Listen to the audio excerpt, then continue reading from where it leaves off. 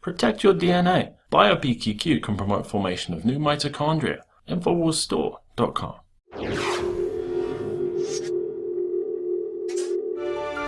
Welcome back. Now, as you just heard Alex Jones and Joe Biggs talk about the tragic shooting in Chattanooga, Tennessee, this is a case yet again, as they pointed out, of a no armament zone, a victim disarmament zone being shot up. This is the way they described it. The survivors of the first location, of course, he was killed at the second location. I believe the 4 Marines who were killed died at the second location. But at the first location, they said, well, we heard these shots, and that kind of sparked our attention.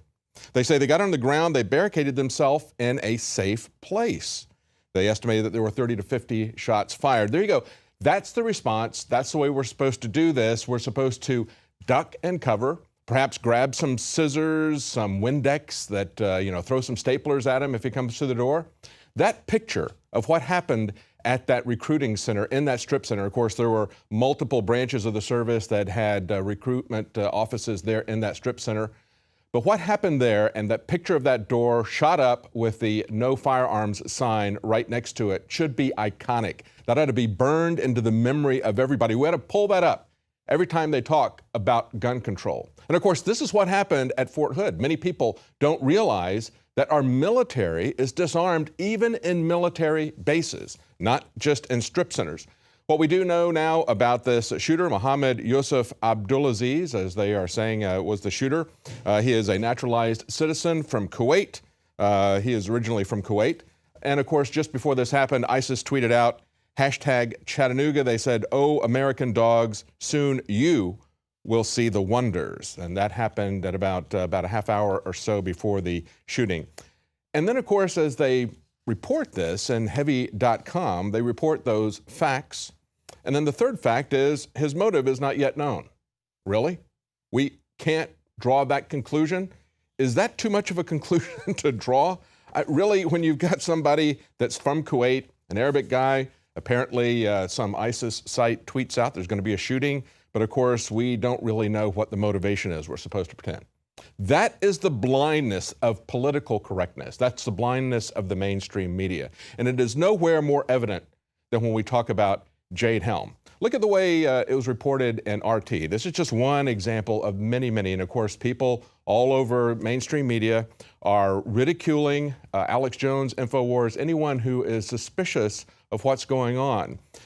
They say, of course, that there's going to be 1,200 troops from all U.S. military branches, including some 200 special forces, special operations forces. We don't really know the exact number because the slide that we saw said there were going to be 1,200 troops in Texas. So that would be 1,200 in Texas alone. But of course, that didn't break it down as to how many were special forces and other branches. So we continue to see these different figures out there. And that's just one factoid which illustrates how they will not tell us exactly what's going on, or just tell us enough to get us suspicious. That's what the Washington Post pointed out when they said it would be good if you didn't want people to have these paranoid conspiracy theories, as the Washington Post puts it. It'd be good if you would let us cover the actual exercise. They said, no, you can't do that.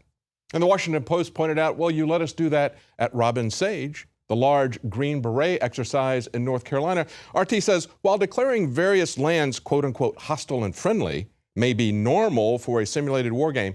No, it's not normal. Because when they did Robin Sage, the hostile area was called Pineland. It wasn't called Texas. It wasn't called Utah or Arizona.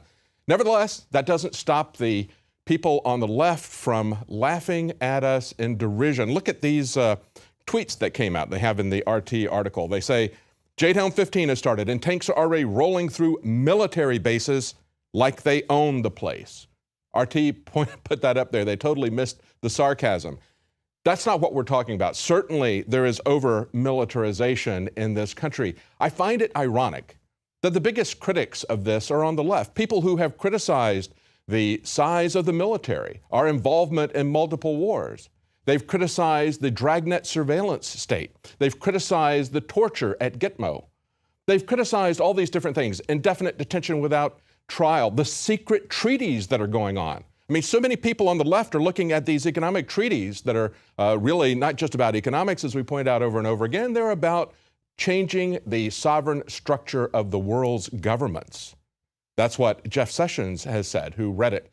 So they look at this and they are concerned, and rightfully concerned, about secretive treaties, yet they don't want us to pay any attention to a secretive, large-scale military exercise that really is unprecedented. They just roll on the floor laughing on Twitter.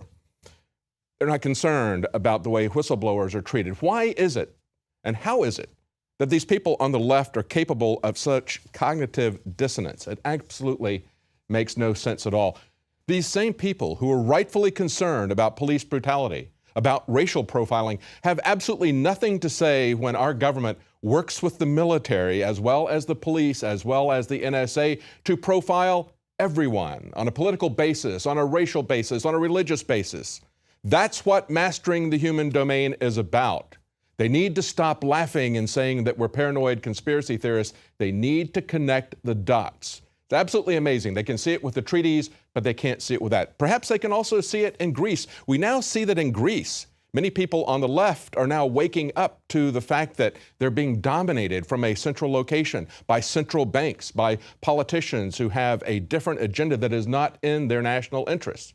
They've dismissed it all in the past as just racism, as xenophobia, but that's not what's happening in Greece. As we point out, yesterday, the Greek parliament did finally have their vote. They approved this new agreement, which is punitive beyond belief, probably more than 10 times what the original offer was in terms of their indebtedness. The parliament waited until 2 o'clock in the morning, their time. That was 2 hours after the implied deadline. They say an anti-austerity protesters clashed with police nearby Greek's parliament early Thursday as they accepted harsh terms demanded by creditors to receive nearly $100 billion in the country's third bailout in 5 years. The measure passed overwhelmingly.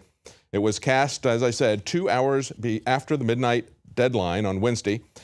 It includes, of course, deep cuts in pensions, higher taxes, and, as they point out in USA Today, the sale of most state assets. That's what the banks were after in the first place. As the BBC points out in another development, the European Central Bank has agreed to increase emergency funding for Greece for the first time since it was frozen in June. Now catch this, what they're saying about the bridge loan. They say this bridging loan of 7 billion euros means that Greece will be able to repay debts to the ECB, the European Central Bank, and the IMF on Monday. Do you understand the absurdity of that? The ECB is loaning them money so that they can pay the ECB's loan. This is the kind of insanity that the bankers are using to take all of the assets of Greece. This is what they're going to do in every country. That's what they've done to third world countries for a very long time. They're moving it now to all the rest of the countries. These are the countries that are on the periphery, the poorer countries of Europe. Then they will move into Europe. And of course, it's being portrayed simply as a competition between Germany and Greece. There's an element of truth in that.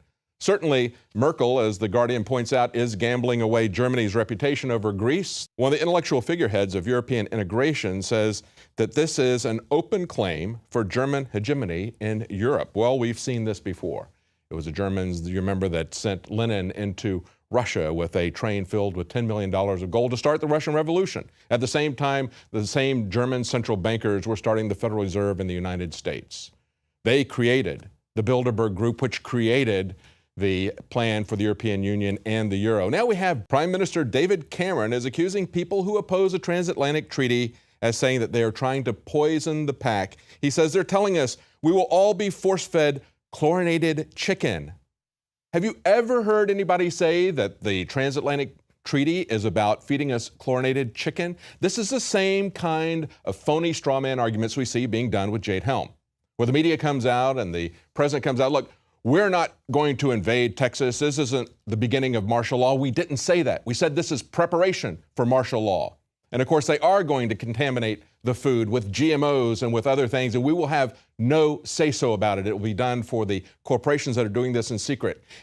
David Cameron could shut down these rumors, he claims, about chlorinated chicken if he would let us see the agreement. But of course, it is secret, just like Jade Helm is secret. We see the government in every respect in every country doing the same thing. No, we won't rue the day that we stop the TTIP.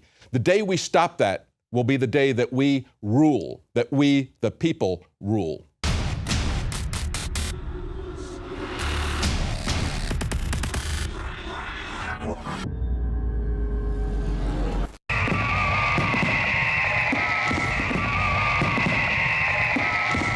To celebrate the birth of our country and give a big thanks to all the info warriors out there, we are now offering free shipping on every item shipped out of the InfowarsStore.com warehouse. That's free shipping on all t-shirts, books, and DVDs. Free shipping on Molon Labe and 1776 belt buckles, which are also 25% off while supplies last. Free shipping on all of our InfowarsLife.com nutraceuticals. If it's in the InfowarsStore.com warehouse, it's shipping for free, all during the month of July. It's our way of saying thanks to the true heart and soul of this operation, who stand beside us and support us as we wage an info war for liberty and freedom for all. InfowarsStore.com, free shipping for the month of July.